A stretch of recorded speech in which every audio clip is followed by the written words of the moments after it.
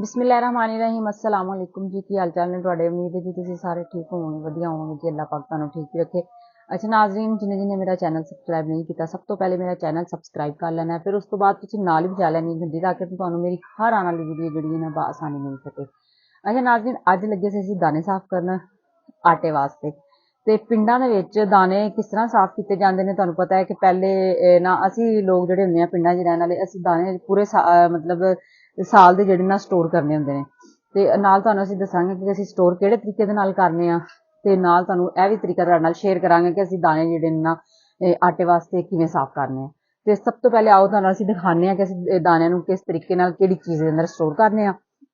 ताकि पूरा साल जिहड़े ना महफूज पे रहन। ते इह जे जी साडा स्टोर रूम इत्थे तुहानू चीज़ां पईयां नज़र आ रहीआं होणगीआं कि वाकई ही स्टोर रूम लग रिहा है। यह स्टोर रूम है जी इत्थे साडियां काफ़ी ज़्यादा पुरानियां चीज़ां भी पईयां होईयां ने जिहड़ियां कि हुण तुहानू पता है कि पिंडां दे विच वी माशाअल्लाह काफ़ी पिंड एडवांस ने ते उत्थे हुण नवीं नवीं चीज़ां ते फिर स्टोर रूम च ही रखियां जांदियां ने। अच्छा इह जिहड़ा ना साइकिल पिया होया है इह साइकिल जी मेरे ससुर साहब दा ओह् माशाअल्लाह हजे तक जिहड़ा ना साइकिल चलांदे ने ते बाकी इह जिहड़ा ना इह साडा पड़ोला है इहदे विच जिहड़ा ना असीं दाने स्टोर करने आ पूरे साल दे माशाअल्लाह ते इहदे विच असीं स्टोर करी दे ने। बाकी ओह उत्ते तुहानू हले भी नज़र आ रिहा होएगा कि पहले माइयां चरखा कड्डदियां हुंदियां सन इह जी मेरी सासू मां दा चरखा है ओह माशाअल्लाह काफ़ी ज़्यादा जिहड़ा ना वान वगैरा और अपना सूतर इहदे ते बनांदे रहे ने ते हुण जरा ना थोड़े नहीं बनांदे हुण असीं ओह पड़ोले दे उत्ते संभाल के रखेआ होया असीं किसी नू दित्ता नहीं है। उस तो इलावा तुहानू होर इक चीज़ इत्थे मैं अपने स्टोर रूम च पई दिखावां इह वी साडी सासू मां ने बड़ी ओहदे नाल जोड़ियां हुण ते नहीं एडा मतलब कि लोग इह चीज़ां यूज़ करदे पिंडां च है सही ने इह वेखो चाटियां साडे घर जिहड़ियां ना हले भी उहनां दियां संभालियां होईयां जिहड़ियां ना पईयां होईयां ने सानू जरूरत पवे ते असीं आराम नाल इत्थे चाटी कड्ड लईदी है। इन्हां च भी चाटियां दा तुहानू फायदा दस्सीए इन्हां दे विच तुसीं कुछ चीज़ां इन्हां च भी स्टोर कर सकदे हो पईयां रहिंदियां ने आराम नाल। ते इह वेखो ऐसी तंदूरी बना के उन्होंने एक एक्सट्रा तंदूरी जिहड़ी है ना बना के रखी हुई है कि जिस टाइम दूसरी कोई टुटे ते फिर जिहड़ी है ना इनू असीं ओह कर लांगे। देखो तंदूरी का भी तुहानू तरीका शेयर करिए कि तंदूरी किवें पिंडां च बना के ते फिर उस तो बाद किवें ओनू ओहदे च गड्ढिया जांदा जमीन च या किसी ड्रम च या वैसे मिट्टी दे नाल इक कोने च घर दे च ओनू गाड़ दिंदे ने इह उन्होंने बना के जिहड़ी ना रखी हुई है। बाकी उन्हां दी काफ़ी चीज़ां इत्थे पईयां होईयां ने। अच्छा जियां असीं तुहानू असीं अपने स्टोर रूम च चीज़ां दिखाइयां कि असीं पुराने दौर दियां केह्ड़ियां चीज़ां पुराने अजकल भी कुछ यूज़ होंदियां लेकिन ओह तुहाडे नाल असीं सारियां शेयर कीतियां ते नाल हुण तुहानू दस्सना सी कि असीं जिहड़े ना दाने किवें साफ करने ओहदे वास्ते आटे वास्ते पिंडां च ते इह जी दाबड़े च कुछ मैं दाने निकाले सी फिर मैं सोचा क्यों ना पहले तुहाडे नाल भी तरीका शेयर करिए कुछ मैं साफ कर ले सन थोड़े जे कड्ढे दे ने ते कुछ जिहड़े ने मैं दाबड़े च लै के आनी ताकि आसानी दे नाल असीं जिहड़ा ना साफ कर सकीए। अच्छा जी इत्थे उस साइड ते लो जी दाबड़े च मैं कड्ढ के लै के आई आं ताकि इत्थों आसानी दे नाल असीं ना पक्खे पक्खा पिया नज़र आंदा पिया पक्खे दे नाल ना उड़ा लांगे पहले इहदे अंदर ओह जिहड़ी धूड़ हुंदी है फिर उस तो बाद जिहड़ा इहनू छज्ज दे नाल ते छानने नाल साफ करांगे। कुछ जिहड़े ना थोड़ी देर पहले मैं साफ कर लए सी फिर क्या तुहाडे नाल भी इन्हू तरीके नू शेयर करने आ ताकि तुहानू भी पता चले कि असीं पिंडां च रहण वाले लोग जिहड़े ना किवें मतलब इन्हां नू साफ करीदा आटे वास्ते दाने थोड़े थोड़े छज्ज च पा के पहले असीं इहनू उड़ा लांगे अग्गे इहदी धूड़ जिहड़ी होएगी उड़दी नज़र आ रही है ना इस दफा साडी गंदम भी जिहड़ी सी ना काफ़ी ज़्यादा गंदी सी। अच्छा जी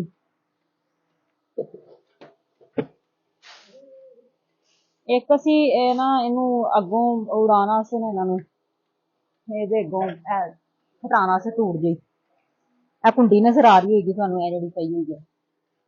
ਇਹ ਦੇਖੋ ਇਹਦੇ ਅੰਦਰ ਉਹ ਨਿਕਾਲ ਰਹੇ ਆ ਪੱਖੇ ਨਾਲ ਉਡਾ ਕੇ ਤੇ ਫਿਰ ਥੋੜੇ ਦਾਣੇ ਹੋਣਗੇ ਜਿਹੜੇ ਸਾਨੂੰ ਛੱਜ ਨਾਲ ਨਾ ਸਹੀ ਤਰ੍ਹਾਂ ਸਾਫ਼ ਕਰਨੇ ਪੈਣਗੇ। ਹੁਣ ਬੜੀਆਂ ਸਹੂਲਤਾਂ ਹੋ ਗਈਆਂ ਨੇ ਪਹਿਲੇ ਜਿਹੜੀਆਂ ਨੇ ਨਾ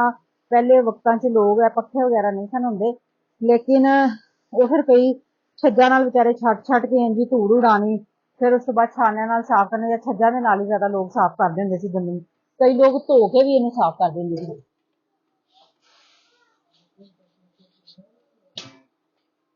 पीण वास्ते साफ करदे सी। ਥੋੜੇ ਥੋੜੇ ਨਾਲ ਬਿਲਕੁਲ ਥੋੜੇ ਥੋੜੇ ਕਰਕੇ ਉਡਾਵਾਂਗੇ ਤਾਂ ਕਿ ਆਸਾਨੀ ਨਾਲ ਇਹਦੇ ਅੰਦਰ ਖੁੰਡੀ ਵੀ ਉੜਦੀ ਰਵੇ ਤੇ ਧੂੜ ਵੀ ਇਹਦੀ ਨਾਲ ਸਾਫ਼ ਹੋ ਜੇ। ਜਿਹੜਾ ਕੋਈ ਬਰੀਕ ਦਾਣਾ ਹੋਏਗਾ ਨਾ ਉਹ ਵੀ ਅੱਗੇ ਨਿਕਲ ਜਾਏਗਾ।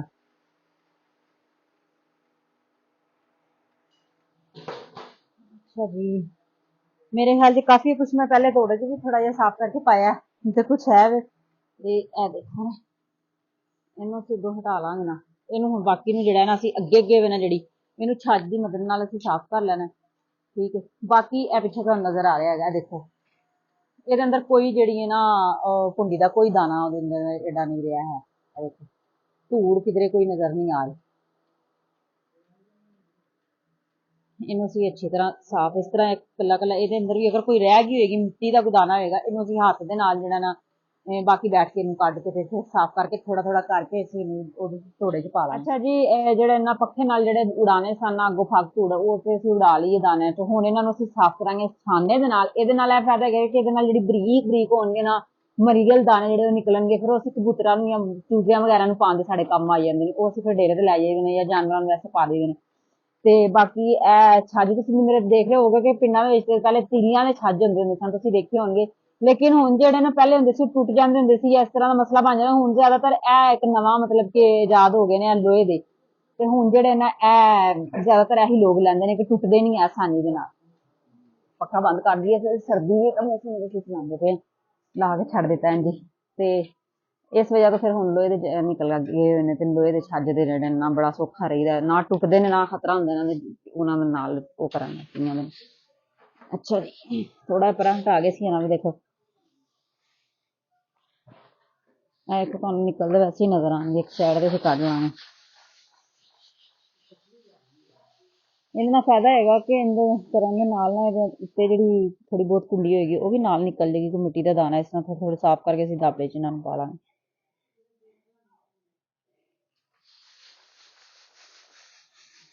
ਇੰਨੇ ਜ਼ਿਆਦਾ ਬਰੀਕ ਦਾਣੇ ਨਹੀਂ ਨਿਕਲਦੇ ਪਏ, ਲੇਕਿਨ ਜਿਹੜੇ ਥੋੜੇ ਬਹੁਤ ਨਿਕਲਦੇ ਨੇ ਤੇ ਫਿਰ ਅਸੀਂ ਉਹਨਾਂ ਨੂੰ ਪਾ ਦੇਈਏ। ਚੂਜਿਆਂ ਨੂੰ ਜਾਂ ਕਬੂਤਰਾਂ ਨੂੰ ਪਾਉਣ ਦੇ ਕੰਮ ਆ ਜਾਂਦੇ ਨੇ।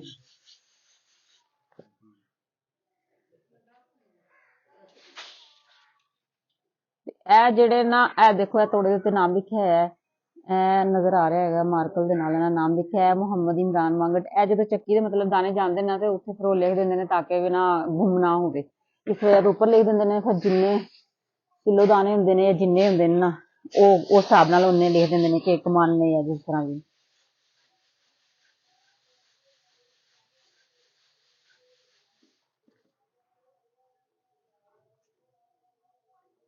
ਉਹਨੂੰ ਫਿਰ ਅੱਗੋਂ ਅੱਗੋਂ ਛੱਜ ਨਾਲ ਛੱਟ ਕੇ ਹੋਰ ਸਾਫ਼ ਕਰਾਂਗੇ, ਫਿਰ ਦੁਬਾਰਾ ਜਿਹੜਾ ਨਾ ਛਾਨਣੀ ਲਗਾਵਾਂਗੇ ਇਹਦੇ ਨਾਲ ਖੁੱਲੀ ਸਾਫ਼ ਕਰਾਂਗੇ।